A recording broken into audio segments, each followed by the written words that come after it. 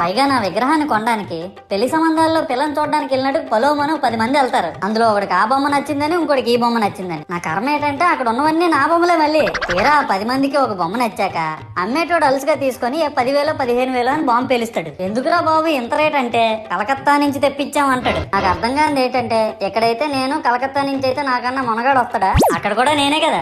ఇలా నన్ను బజార్లో పెట్టి బేరం ఆడి నా మొహానికి ముసుగేసి వ్యాన్ ఎక్కిస్తారు. ఆ వ్యాన్ డ్రైవర్ గాడు నేను ఉన్నానని కూడా చూడకుండా ఏదో ఆలోచించుకుంటూ డ్రైవ్ చేస్తా గతకల్లో గబ్బి గుబ్బి అని తించేసి నా కాల్లో చెయ్యి ఇరగొట్టేస్తాడు. ఈ విషయం చందాలు ఇచ్చిన చిన్నోళ్ళకి తెలిస్తే మళ్ళీ ఇరిగిపోయిన బొమ్మ పెట్టకూడదని ఏ బొమ్మ రాసి కవర్ చేసేస్తాడు. సరేలే జరిగిందేదో జరిగింది, నా భక్తులే కదా కూల్ బ్రో అని చిల్లయ్యే లోపు నన్ను పందిర్లో పెట్టి ముసుగు తీసి నాకన్నా పొడుగున్నే సౌండ్ బాక్సులు 2 నా చెవులు పక్కన పెట్టి డీజే గణేష్ బ్రో అని చెప్పి నా పాటలను కూనీ చేస్తారు. సరేలే పిల్లలు కదా ఇప్పుడు కాకపోతే ఎప్పుడు ఎంజాయ్ చేస్తారు, కాసేపట్లో పూజ స్టార్ట్ చేస్తారని వెయిట్ చేస్తా ఉంటే ఆ 5 రూపాయల వ్రతకల్పన బుక్ చూస్తే అది ఎక్కడ